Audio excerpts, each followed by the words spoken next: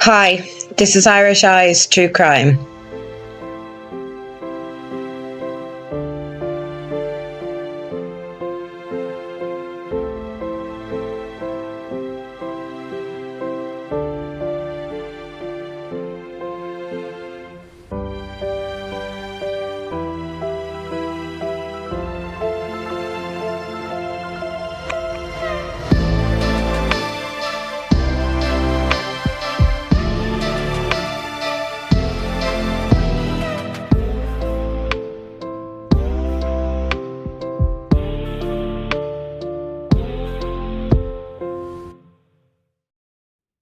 Hi everyone, welcome to Irish Eyes True Crime.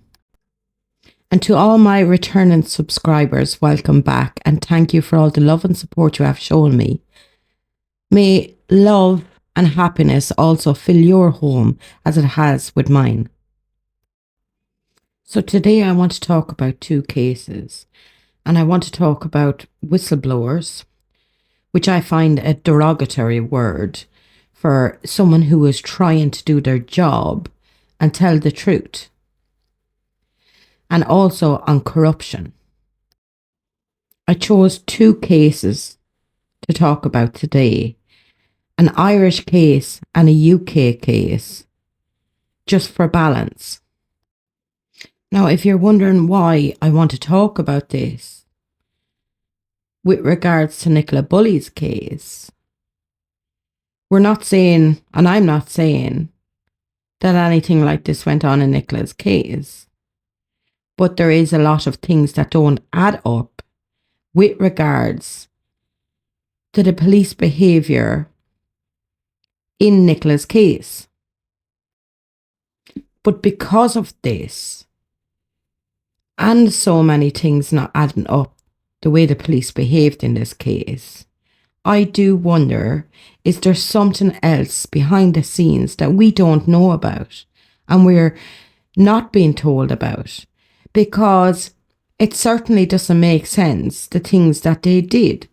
So that's why I want to talk about this today, these cases, before I talk about the police.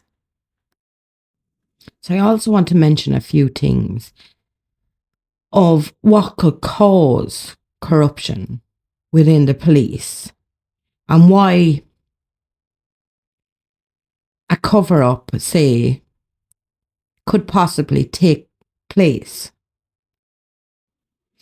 Like, an important thing for a massive organised crime gang is to have a corrupt police officer. The higher up, the better. But there's also been times where they've actually hired someone to go into the police force to become a corrupt policeman. Criminals need corrupt policemen. Even if it's just for deleting statements, giving information of what's coming. Everything to help them continue with their criminal activities. Corrupt policemen can also make a case fail when it goes to court. And this also helps major criminal gangs. There's also a lot of bribery that goes on behind the scenes. Sometimes it's through informants that police become corrupt when they're in that world of the criminal activity. Another form that criminals use, but also within the police force that they use, is blackmail. There is also a term within the police force, Gardaí, etc., called noble justice, where they think it's okay in order to take someone down to either plant something on them or make out that they are something they are not, which you will see in one of the cases that I'm going to show you today. Be that whistleblowers or gangsters that they're not happy with. With regards to cover-ups, it can be something as small as covering their asses, say, for mistakes that they have made in a case. But it also can go as high as if somebody was working for them, let's say, and were given information to them, and they died while doing that job. You can only imagine how they wouldn't want something like that getting out. There is something seriously wrong with the Nicola Bulley case. And especially after the inquest, when we find out that there were so many things that didn't add up, and to actually say that Nicola had an accident when there's absolutely no evidence whatsoever that Nicola had an accident. Now, that in itself is a major thing. Anyway, for us to think that this doesn't go on in every country would be naive, because it does. It goes on in every country, corruption. And for a whistleblower or a truth teller, you might as well say, to come forward, it is horrific, the abuse that they take in order to take a stance on truth. It's not an easy task for anyone to take, but especially a police officer or a Garda to take years of abuse to try get the truth out. And remember, they are up against everybody that's around them within the police and the Gardaí. I believe it's a perfect job for a narcissist or a power-hungry person to get a job within the police force. But it's not as simple as that, because there is so many kind people out there who want to protect people also apply to the police and the Gardaí. Things have not improved within these institutions, and I don't think that they're going to change for a long time ahead, because there's so much corruption within it. It's a very hard institution to go up against. So the first case I want to talk about today is the case of Sergeant Maurice McCabe, who was targeted for many years of an orchestrated smear campaign against him for telling the truth about the job that he cared for and the corruption within. Maurice joined the Gardaí with great intentions and hope. He applied for a job near his home place in Ballyborough, County Navan. While there, he became sergeant, and he started to notice things within the Gardaí that wasn't right, and behaviours of Gardaí that just didn't sit right with him. But as sergeant, he felt his duty to say something about these things, starting with smaller things and trying to get police up off their holes to do their job when they'd be just sitting around, up to things like higher up in the Gardaí and higher up in places, getting away with penalty notices and penalty points and summonses for speeding and traffic offences. something that was widespread going on all around the country in Ireland. And because of his oath and how he felt about being a sergeant of the Gardaí, he felt it his duty to speak the truth about what was going on. For 3 years, Morris fought just to be heard about what was going on. It got to the stage where Micheál Martin, the leader of Fianna Fáil, had to get up in the Dáil and ask the question, why were these allegations not being looked into? Of course, there wasn't great reception to the questions that were asked in the Dáil, but Micheál Martin went further and went and met up with Maurice McCabe and his wife Lorraine at their home. Before he got there, Lorraine, Maurice's wife, advised her husband to raise all of the other troubling issues that was going on. You see, it wasn't just the penalty point scandal that was going on within the Gardaí. There was even bigger issues going on within the Gardaí. So Micheál Martin, the Fianna Fáil politician, went to the home of Maurice McCabe and Lorraine McCabe and spoke to Maurice and asked him, did he know anything else, perhaps, that they could put forward?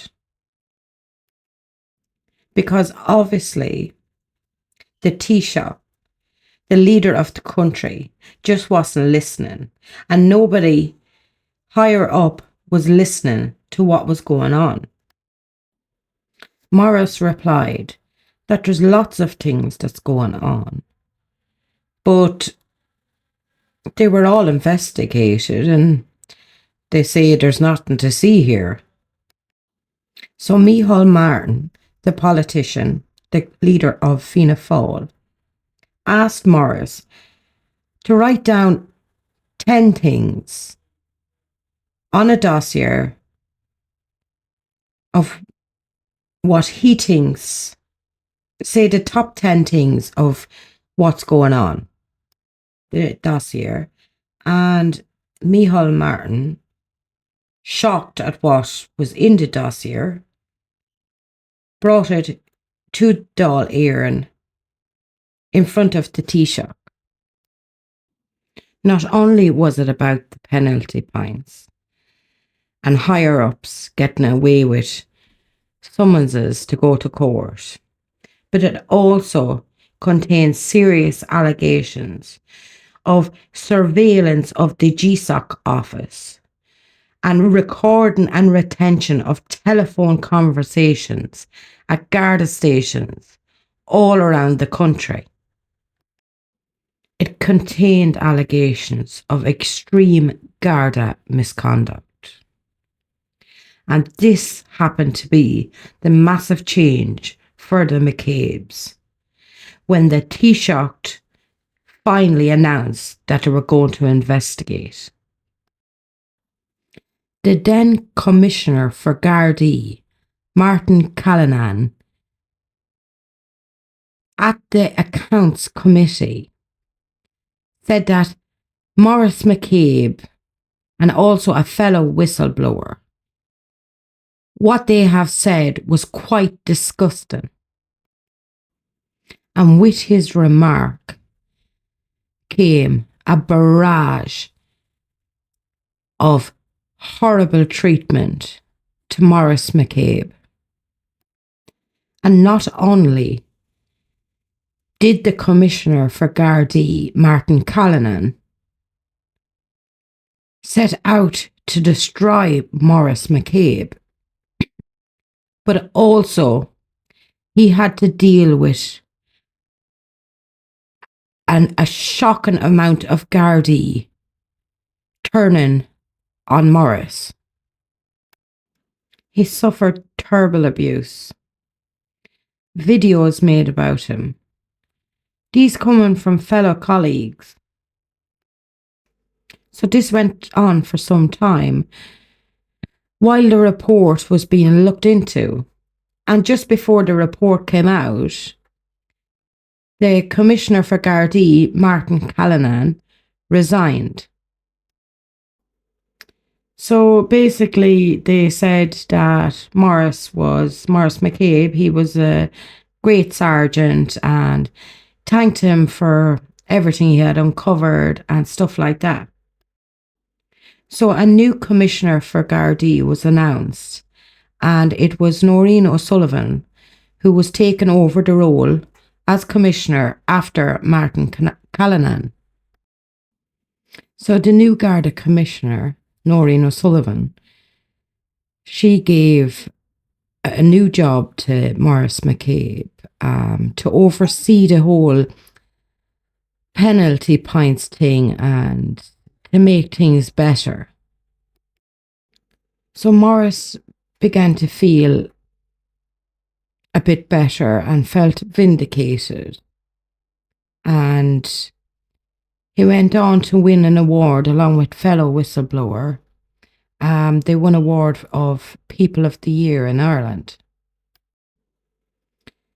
But in the background, which Maurice was not aware of, the campaign to take him down was still going on behind the scenes. They wanted to attack his credibility. So another investigation was opened, this time by Noreen O'Sullivan, the new Garda commissioner. And she brought forward all these allegations against Maurice McCabe's credibility. You see, unknowns to Maurice McCabe, there was a file created within the Tulsa Child Family Agency by social workers about Maurice McCabe, saying that he had assaulted a child, but also that he was a danger to his own children. And this file sat there for a couple of years. And Maurice only found out about this by a registered letter that was sent to him after this file was made and sent to the Gardaí and then sent on to Maurice McCabe when this new investigation was opened. This was totally unfounded allegations against him. Nothing of the sorts happened. This is how far of a reach that corruption within the police can go to. He received so much abuse over this. Part of it, he didn't even know why he was being called, the word with a P, got to do with children. So after years of putting up with the stuff he had to put up with, finally getting vindicated, and then for them to turn around and do this to him. So himself and his wife, Lorraine, had a conversation because Lorraine had said that she was so scared that they were going to do something to him or hurt him or maybe frame him for something that he didn't do. And she was scared all the time. And even with his mental health, she was always worried when he would go out if something had happened to him and stuff like that, from the torment and torture that he had been through. So they had a discussion and they worried for their children's future, that if they did not sort this now, that when they were gone, that they still could do something or say something about him.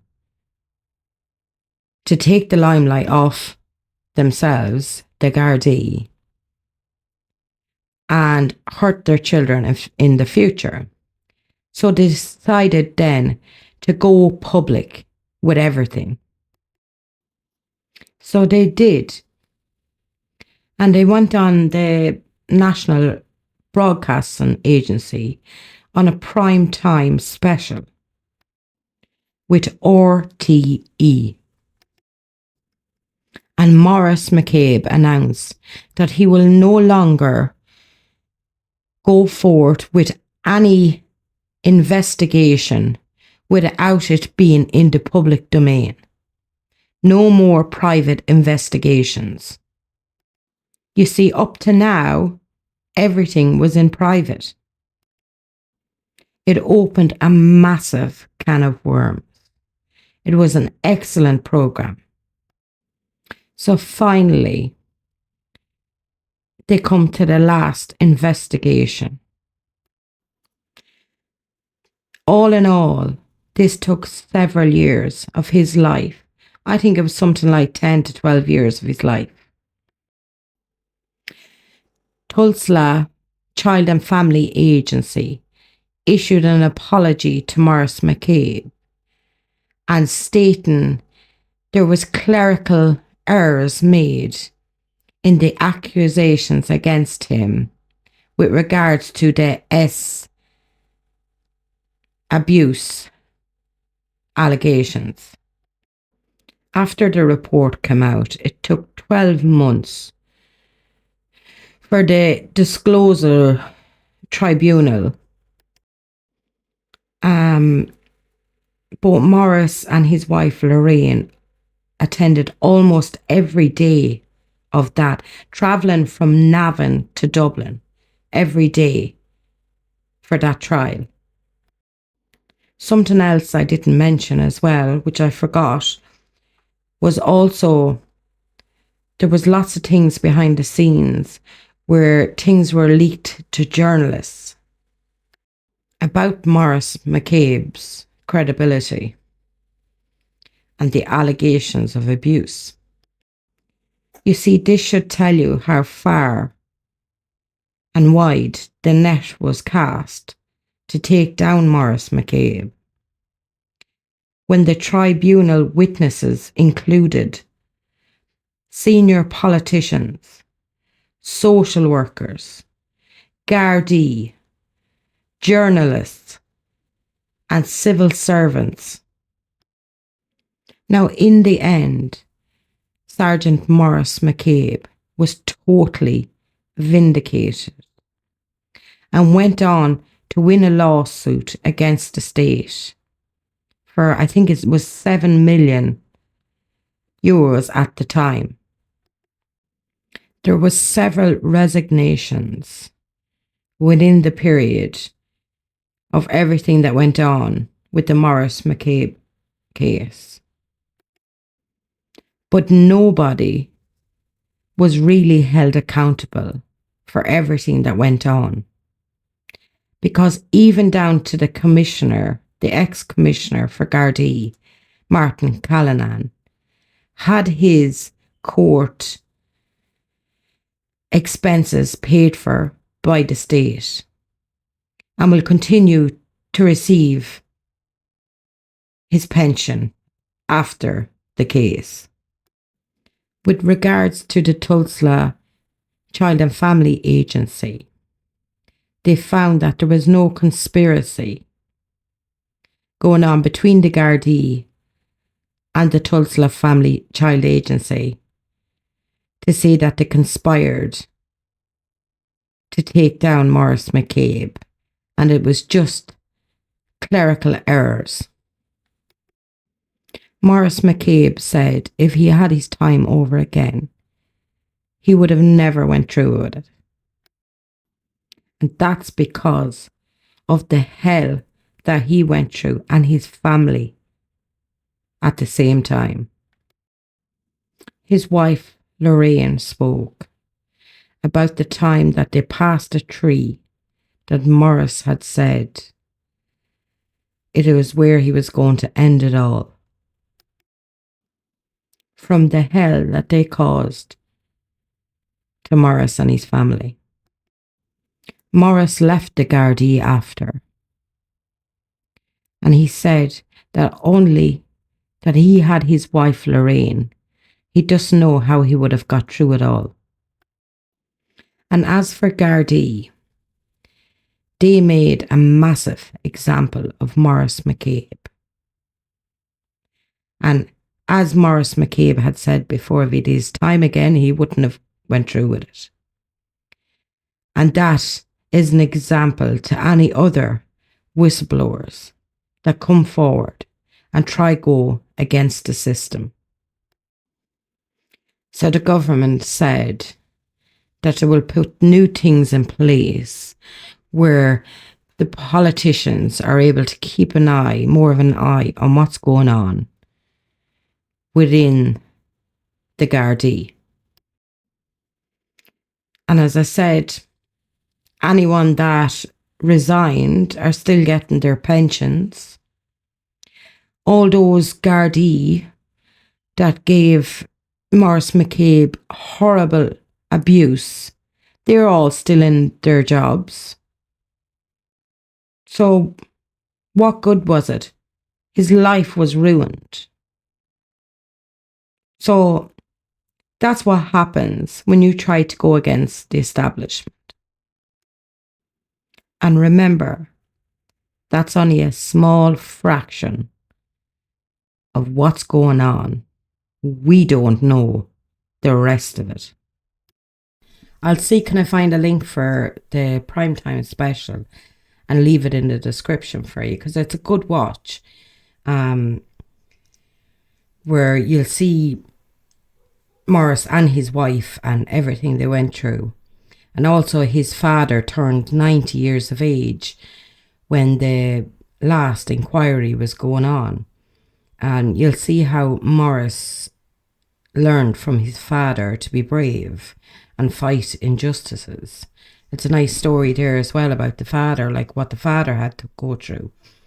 So if you're interested in it, the link should be in the description. So before I move on to the next case, and the reason why I only picked 2 cases was because there is so many cases out there. I remember someone saying to me, like, you know, and I was talking about corruption before in comments or stuff like that. Name one case, someone said to me, of corruption. There's many cases of it out there. It's just mainstream media is not going to show you all them things. Everything is hidden from people or barely reported on, so people just forget about it. But it does go on. Corruption and horrible things goes on within these systems. So for this video, I only chose 2 cases, so as not to have the video too long. And that's not saying in the future I won't cover corruption cases, because if I see corruption going on, I will point it out, because it needs to be known. And the police and the Gardaí and any institution like that need to be held accountable for anything they do wrong. They shouldn't be allowed to get away with it anymore. It's about time they're held accountable for everything that they do wrong. And they should never be allowed to use their power for their own gain. And that's why, me personally, not saying maybe you want to do it too, but if you ever have to give information to the police or videos or anything like that, I'd make a copy of it before I'd hand it over to them. The trust is gone. And the sooner the better they realise people don't trust them anymore. So the next case I want to talk about is Daniel Morgan. Daniel Morgan was a private investigator. And in March 1987, he was found dead after being horrifically killed with an axe. Daniel was a 37-year-old Welshman living in London with his wife, Iris, and their 2 young children. Daniel had an agricultural background and education, but he had such a good memory, a great memory for small details, which led him on the path to becoming a private investigator. Daniel started off a business as private investigators with a business partner named Jonathan Rees in South London. Daniel started to investigate possible police corruption going on within the Met Police. So you can only imagine that's not going to go down well. So this particular night, he had arranged to meet his business partner in the Golden Lion pub for drinks with Jonathan Rees. He called his wife Iris and said that he'd be home around 8:30 or 8:15, because he was having a meeting at the pub, and that's what happened back in them days, did have meetings in the pub. So Daniel was spotted before he had reached the pub by an acquaintance carrying several beige files, and he seemed like he was in a hurry. He reached the Golden Lion pub at 7:30 p.m. He meets with his business partner, Jonathan Rees, and according to Jonathan Rees, they were meeting up with an associate professional bodyguard named Paul Goodridge. Now, according to Jonathan Rees, they were to meet up with Goodridge to find out where they could get a loan of £10,000. And Goodridge had said that he might know where they could get a lend of it. Now, they needed this money because they were being sued for breach of contract by a motor place in the courts, and they needed £10,000 for this court case. Now, according to Jonathan Rees, Paul Goodridge didn't turn up for the meeting. So he also said that they just had a few drinks and some chats about work and stuff like that, and he left the Golden Lion pub, he said, at 9 p.m, leaving Daniel behind, finishing off writing down in some papers. Allegedly, Rees had left through the front door of the Golden Lion, and he assumed that Daniel had left through the back door. But anyway, Jonathan Rees didn't go home. He went on, he says, to meet Paul Goodridge after at another pub. Now, at around 9:40 p.m, a customer drives into the rear car park of the Golden Lion pub and notices something unusual. He finds out that it's a body, the body of Daniel Morgan, laying between his car and another car, dead on the ground. Daniel was lying face up with a hatchet sticking out from his head, and one of his pockets was ripped and the leg of his trousers ripped right down. And by all accounts, it looked like a robbery gone wrong. Although I don't know many robbers that go around with a hatchet as their choice of weapon. Although Daniel's Rolex watch was taken, it quickly looked less of a robbery when Daniel had a bundle of cash on him, still on him.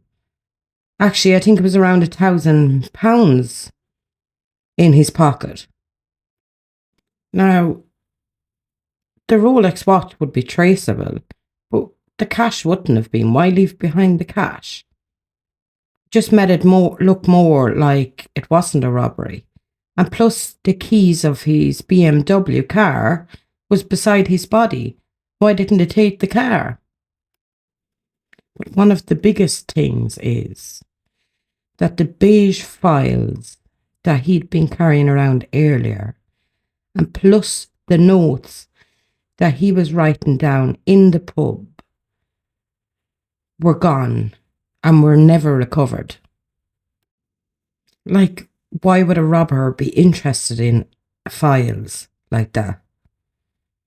And notes that he was writing down. So it doesn't look like it was a random killing. So at 9:50 p.m, the local police were called and they came out. And then they done an autopsy on Daniel and they found out that he'd been struck 4 times with the axe into the head. And it was overkill. Not something like a robber just trying to get them away so as they can rob them or get them down. This was overkill.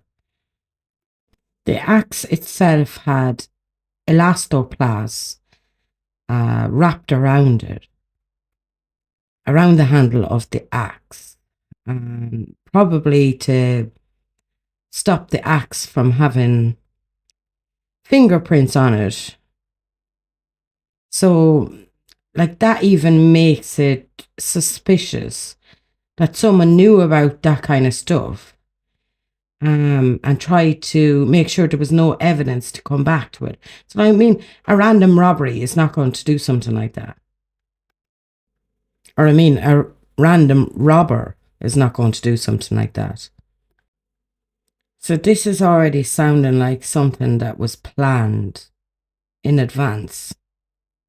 From the get-go, the police didn't do proper protocol, or because there were several investigations after, say, over the years after Daniel had died or been murdered. Even starting off, they didn't properly do a forensic sweep of the area where Daniel had been murdered. They only done a basic seal off around the cars and didn't do a proper forensic examination. They just searched Daniel's pockets and had a look in the car and just had a quick sweep around the car park, and that was it. There was even a witness allowed drive into the car park and back out. So they didn't even take it that serious. Like, what evidence would you find if you don't actually look properly? So anyway, the Met Police open up a murder investigation. And this is the first investigation that was opened, and it was called the Morgan 1 investigation. And in the future, this investigation is described as poor at best. And that's not an accurate description of it, because it was absolutely outlandish, the carrying on that went on with the investigation. And it certainly wasn't just poor. The investigation was headed up by Detective Superintendent Douglas Campbell. And from the start, they didn't go with proper protocols or compliance with what the regular protocols were. So we know they didn't properly seal off the crime scene, just a little bit of tape around the cars, but, you know, people were allowed come and go. They didn't search the immediate area around it properly. Alleyways, anything like that for discarded weapons. It was ridiculous from the start. Like when the forensics came, they just had a scan around the rear of the car park and they didn't collect any evidence. Just searched through Daniel's pockets and took, I think it was about 5 photographs just around, like, say, the body. Didn't collect any evidence around the place. Had a look in his car, even though he hadn't even gone into his car. You know, it's just a quick scan, like nothing forensically done. And there was no incident reports from any officers that was at the scene. None of them logged any incident report. Like, you think that would be the first thing like that happen. Do you know that they would record anything that they noticed or, you know, even spoke about what they had seen? But nothing was recorded. They collected no evidence. They didn't seal off the crime scene properly. It was like they just didn't care. Like, this was a murder scene. Somebody with an axe in their head. Like, how ridiculous was their behaviour, like, the way they treated the scene? One of the senior officers, DC Sidney Fillery, who was in charge of the Catford crime squad, well, he was tasked with taking statements from the witnesses. And he failed to disclose that he previously worked for Southern Investigations, done some work for them. The firm that Daniel Morgan and Reese had created. And he failed to disclose this while taking these statements. But also, he was out drinking the night before in the pub with Daniel Morgan and his partner Reese, the night before Daniel was murdered. And it turns out that DC Fillery was friends with Reese for 5 years previously before Daniel was murdered. Like, that's a conflict of interest. He's going around taking witness statements. Now, the first kind of suspect they kind of had at the beginning, they were looking at Daniel's business partner, Jonathan Reese. And they kind of interviewed him, but let him on afterwards, like let him on out. And they didn't even take his clothes or anything. It seems that he was the last person, say, to see Daniel, be with him in his company. And they didn't even take his clothes for forensics or anything like that. I think they just said that, he could drop them in afterwards. But he's the first kind of person they looked at. So apparently, Daniel had been having an affair with an estate agent. But seemingly Jonathan Reese, was also having starting an affair with the same woman. So they looked at him for that kind of reason. But it wasn't just them things. There was seemingly he kind of had a falling out with Daniel. Daniel kind of wanted to dissolve the business and Reese kind of wasn't happy with that. And also with Reese's statement, it was kind of conflicting towards the witness statements.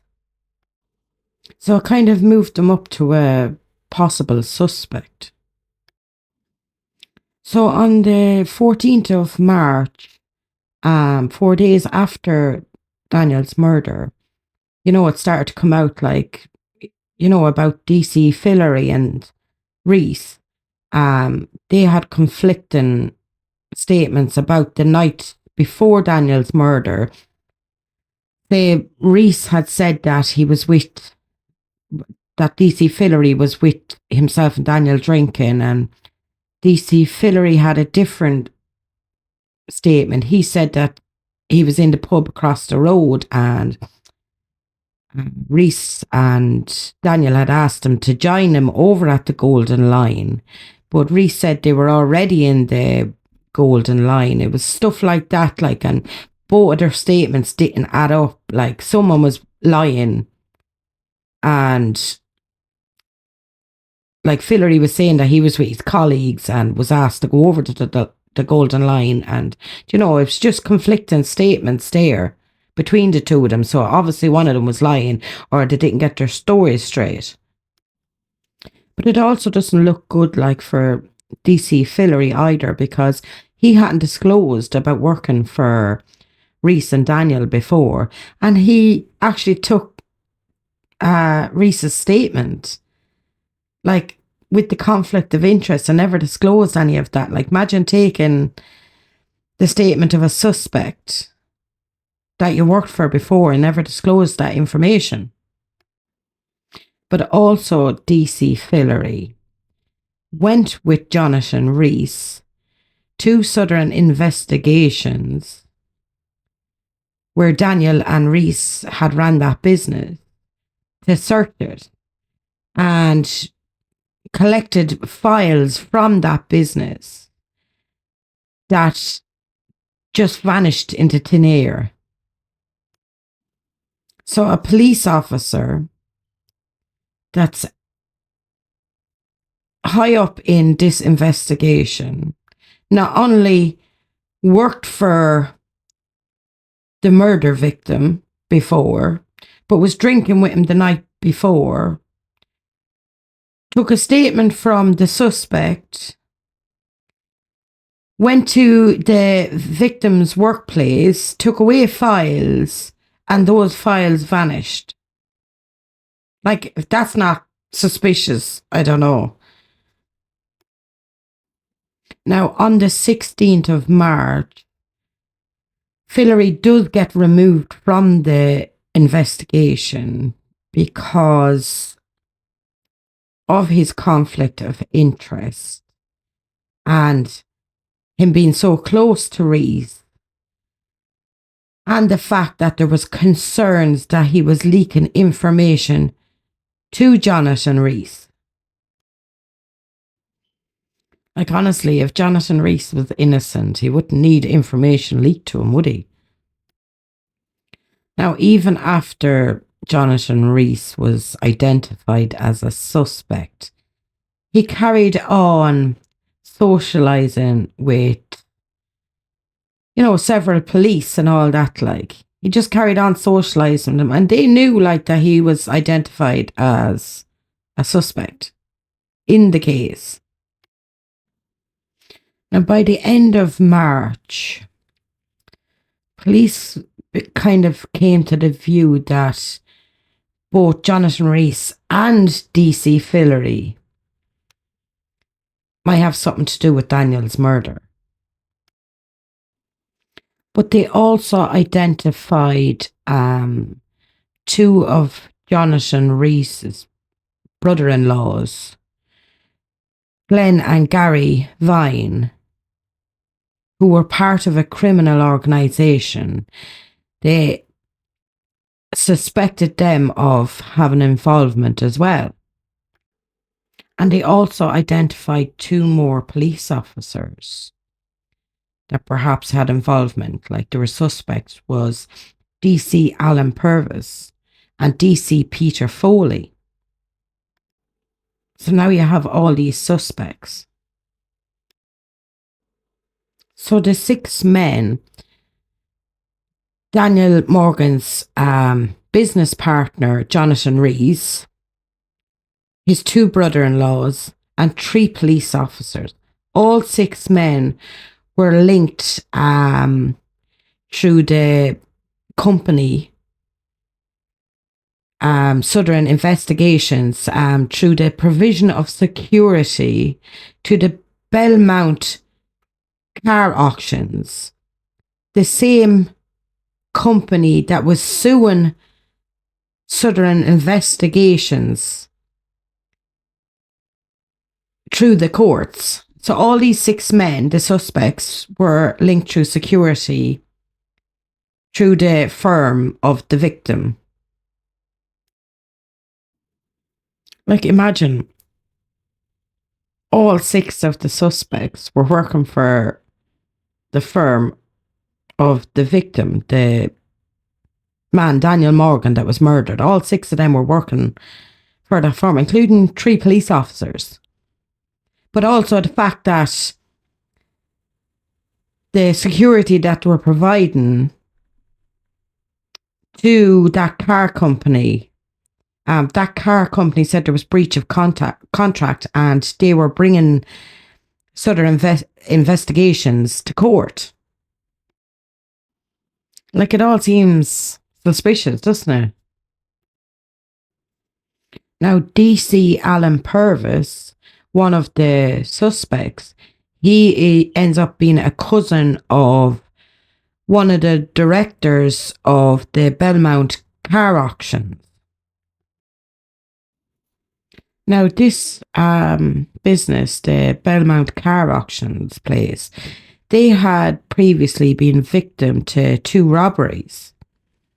And DC Alan Purvis told his cousin, the director, that his friend DC Fillery knew a man that could help them out, and that man was Jonathan Rees. Now, Jonathan Rees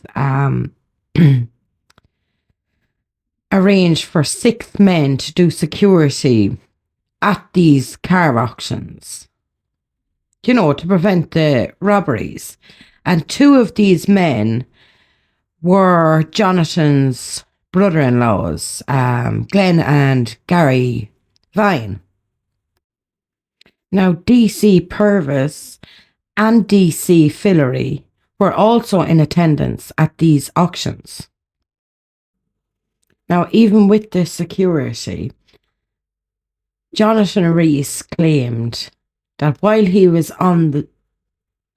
taking £80,000 to the bank, he was robbed, assaulted, and ammonia sprayed in his eyes. All that money from the car auction. Now, according to Rees, when he went to the night safe, it was glued shut, so he decided to bring the money home. But that didn't happen because when he parked his car, according to Rees, he was robbed. Now, the civil claim from the auction company to Southern Investigations seemingly stemmed from the robbery that happened the night, or that Rees, or the day that Rees was robbed of that money, the money belonging to Belmont car auctions, because they suspected that the robbery was staged. Now, you can imagine how Daniel felt when his company is being sued with Rees's involvement with everything that was going on with that, when that wasn't the line that Daniel worked in. He worked as like kind of a bailiff part of it in the company, and collecting monies that were owed and stuff like that, security that way. But now his business is being sued because of Rees and something that happened with Rees. And you can understand where it came out that they were kind of having a dispute, and where he kind of wanted to dissolve the business, because he didn't want his name known with anything like that. Like, he wanted to dissociate himself with any kind of criminal stuff or anything like that, because he didn't want to be involved in anything like that. So you can only imagine how Daniel felt, like, seeing this kind of corruption going on and criminal activity. Like, he didn't want anything to do with it. So it's suspected that this dispute is what might have led to Daniel's murder. So we get to the 4th of April the same year, 1987, and the police arrest Jonathan Rees, Gary and Glenn Vine, DC Fillery, DC Alan Purvis, DC Peter Foley. All 6 of them are arrested on the suspicion of Daniel's murder. But seemingly, all 6 men, they were alerted to them being arrested the day beforehand, leaked by the media. So, plenty of time to get rid of any incriminating evidence or get stories prepared, anything like that. But anyway, it's suspected that a leak from the media gave them that notice the day before. It was later said in a further investigation that the investigation into these 6 men was inadequate. Another word that totally undermines what went on with this case. But seemingly, they didn't even ask for alibis from these men. Several other important avenues were not looked into with regards to these men either. And they were just released, just like that. No charges. We get to the 11th of April 1988, the year after Daniel Morgan's murder. The inquest begins. One witness at the inquest, Kevin Lennon, he used to work for Southern Investigations as a bookkeeper. And he gave evidence that Jonathan Rees wanted Daniel out of the business. Basically given a motive for Jonathan being a suspect in the murder of Daniel Morgan. He also alleged that Jonathan Rees had planned to get Daniel pulled over for drink driving. This is what he alleges. Because without having a car, Daniel wouldn't be able to work, obviously. And plus, working in that business, having a DUI, it wouldn't be great. But allegedly, this plan didn't work out. And Lennon had said that Jonathan Rees had planned then to murder Daniel. And apparently he even asked Lennon to do the murder. But after several times of asking, he gave up asking Lennon to murder Daniel. Then Lennon told the inquest that Rees said to him, "If you're not going to do it, do you know anybody else to murder him?" But he didn't get that answer from Lennon. So Lennon said a year previous to Daniel's murder, Rees had said to Lennon that apparently the Catford police were going to either carry out the murder themselves or have someone do it for them of Daniel Morgan. Lennon also said that apparently the Catford police were going to carry out the murder within their jurisdiction so they could carry out the investigation themselves. You know, because to cover up the murder, let's say. He also said that DC Fillery was aware of the plan. And after the plan was carried out, he was going to retire on illness and then go on to become partner in the business, the Southern Investigations, along with Reese. And that did actually happen. He became partner in the business, taken over from Daniel in 1988. And even though this evidence is there, right in front of them, it ends up getting discredited. Because it turns out that the witness had a previous conviction for tax fraud. And with the law, they couldn't be seen as a good enough witness. Like, make that make sense. So the coroner rules that he did die, say, by being murdered, but that there was no police involvement in the murder. Like, you just couldn't make it up, could you? With the family not happy with not having closure, they continued to lobby for further investigations into it over the years.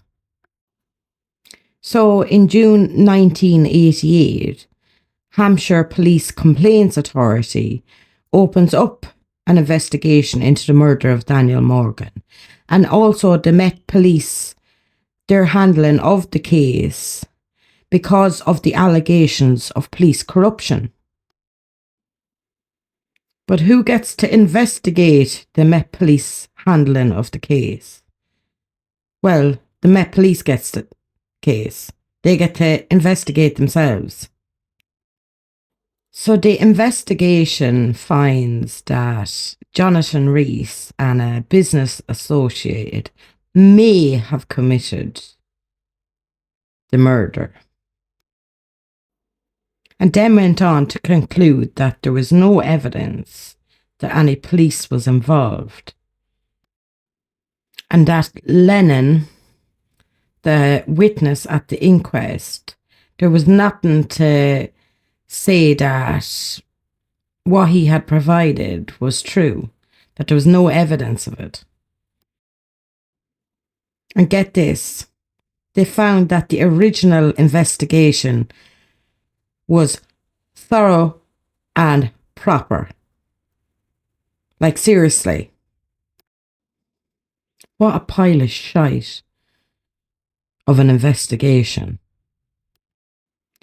And down the line, it also transpires that the Met Police, the Hampshire Police, and Police Complaints Authority were actually very much aware of evidence pointing at the fact that the original investigation was flawed and in some aspects incompetent.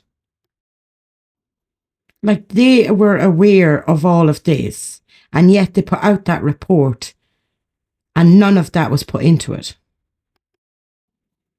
Can you imagine Daniel's poor family with all of this?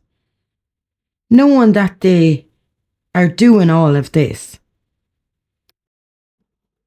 Then in February 1989, Jonathan Reese and Paul Goodridge get charged with Daniel's murder.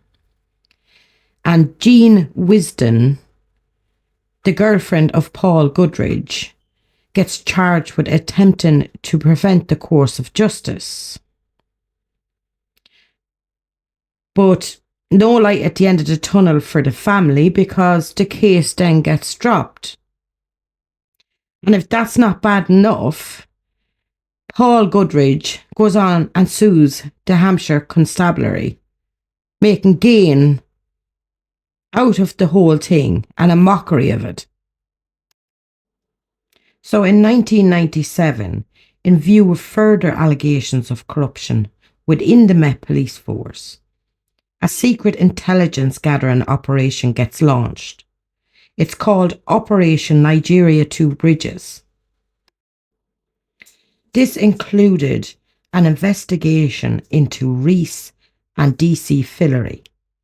They actually bugged the offices of Southern Investigation. They were hoping that the killing of Daniel Morgan might be discussed.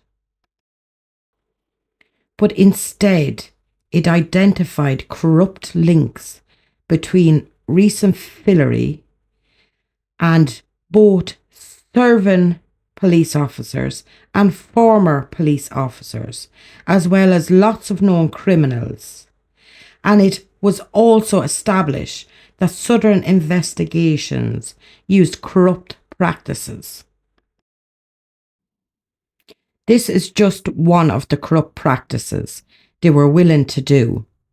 They actually planned to plant cocaine on a woman who was involved in a custody dispute with one of Rees' clients.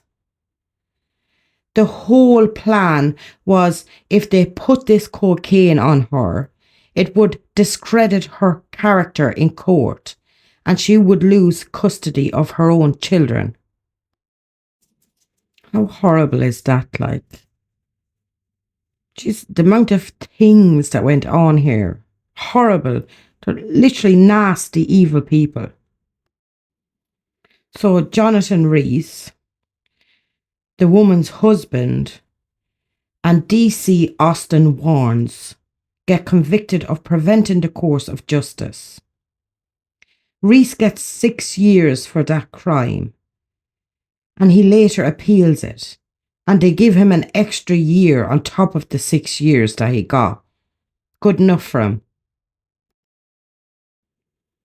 Subsequent to the findings of the 1997 inquest, a murder review was launched in 2000. This actually investigated the original murder inquiry, and it made 83 recommendations for a further inquiry. So from 2002, there's a reinvestigation into the murder of Daniel Morgan.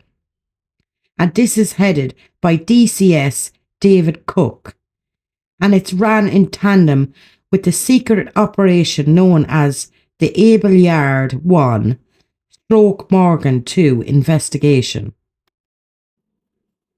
In order to aid this investigation, they purchased a property next to one of the suspects. They bought the house next door to Gary Vine.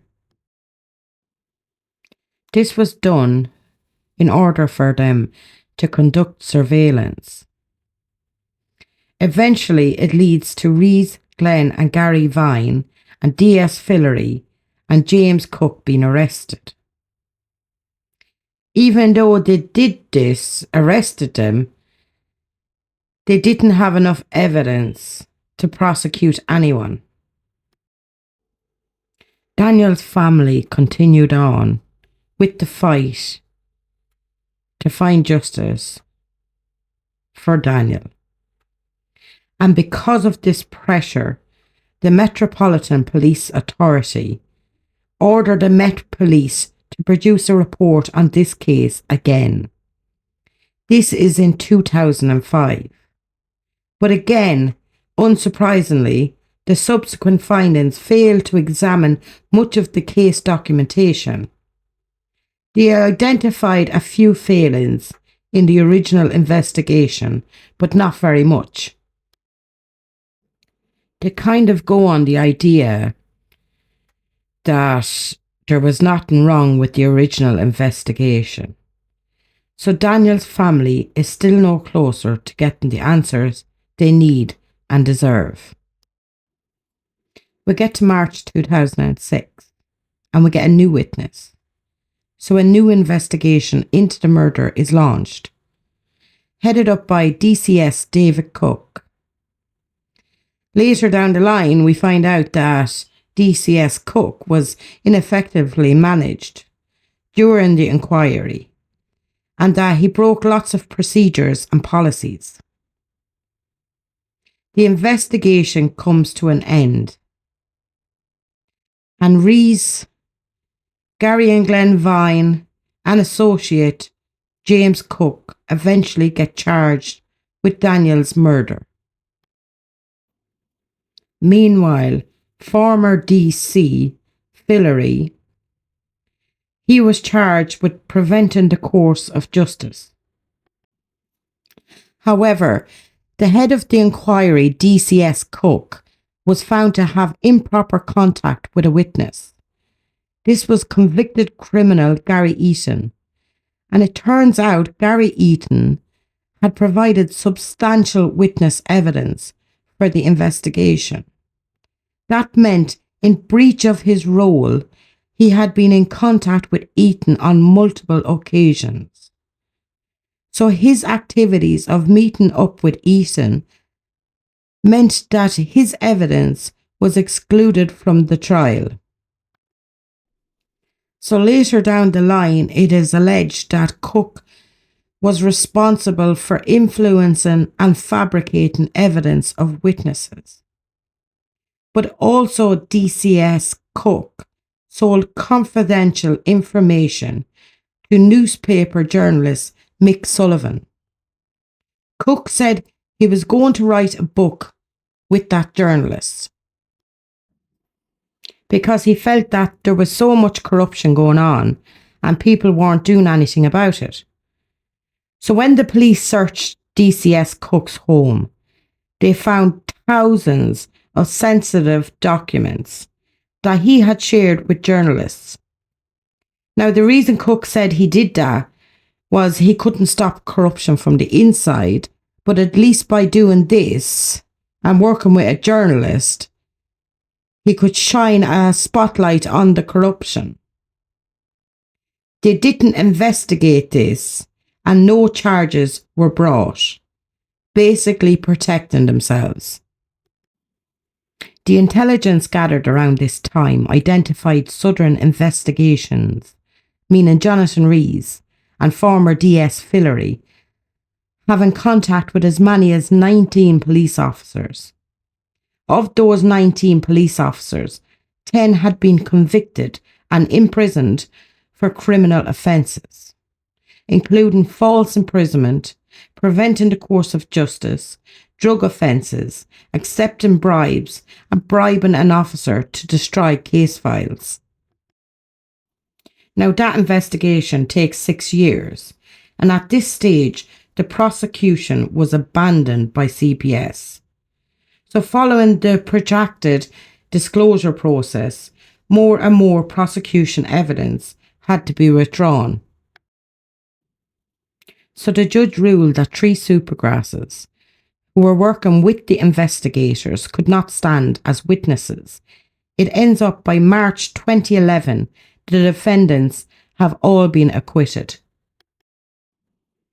So also in 2011, the Met Police publicly admitted for the first time that police corruption had been a factor in the failure of the first police investigation into Daniel Morgan's murder. Furthermore, it's accepted that serving police officers, some that were involved in the investigation, had met frequently in the pub with Rees and former DS Fillery, even after they had been implicated in the murder. They suspect this is when information was given of the investigation. Now Acting Commissioner Tim Goodwin, he actually sent Daniel's brother Alistair Morgan a written apology. It's the first time they issued an apology to their handling of Daniel's murder case in over 20 years. However, neither the apology or 2 public statements made by the police provided much information of what corruption had taken place. They basically boiled it down to one individual, DC Fillery. The true extent of the corruption within the Met Police was not fully acknowledged. We get to 2013, and Home Secretary Theresa May, she launches an inquiry into the circumstances of Daniel's murder. She wanted to shine a spotlight into the systematic failures within the police. Baroness Nuala O'Loan chaired the inquiry. She aimed to find the police involvement in the murder and the role the police played in the corruption, and when it came down to protecting those involved in the murder and the failure to confront that corruption, and also to look at the connections and the alleged corruption between the private investigators, the police officers, and also the journalists at the News of the World. They expected the inquiry to take around 12 months, but it ended up taking 8 years and costing £16 million. The reason for that was all these delays. The Met was delaying handing over information. It led to the inquiry having to look at over 1 million pages of material. When they actually did report it, it was 12,000 slides long. And when it was completed, and even then, there was further delays. It was completed in May 2021, and again, it was delayed even further. Home Secretary Priti Patel demanded sight of the report prior to its publication. The panel refused to hand it over. The panel said nothing affects national security. And Daniel's family thought it suspicious that Priti Patel was trying to get access to the report in case she tried to redact anything from the file. The report is then published in its entirety on the 15th of June 2021. It heavily criticised the Met Police and concluded that the measures that the police had taken to tackle police corruption were fundamentally flawed. Apparently, when they did this review, it was a well-known fact that officers sold confidential information to journalists. And former bookkeeper at Southern Investigations confirmed that during the period of April 1987 and 1989, the News of the World was invoiced up to 500 times a month. So in 1 year, the News of the World had paid Rees £150,000. The report also criticised then Commissioner Cressida Dick for obstructing its access to documents and sensitive information on the police internal data-based systems. The report also stated, in failing to acknowledge its many failings over the 34 years since the murder of Daniel Morgan, the Metropolitan Police's first objective was to protect itself. In doing so, it compounded the suffering and trauma of the family. In response, Cressida Dick denied there was any institutional corruption in the force. And this led to Daniel's son Dan saying, "What needed to be said, you need to consider your position." The report did actually give recommendations. They did feel there was enough evidence to charge numerous people, but didn't think there was enough evidence to charge with corruption. That's absolutely mind-blowing, isn't it? Like, one of the big problems they did find was about Rees and Fillory's connections. You know, but still, so much was hidden and covered up so as they wouldn't be able to convict anyone. So then Rees and his brother-in-laws, the Vine brothers, they go ahead and bring a civil proceedings against Commissioner of the Metropolitan Police for malicious prosecution.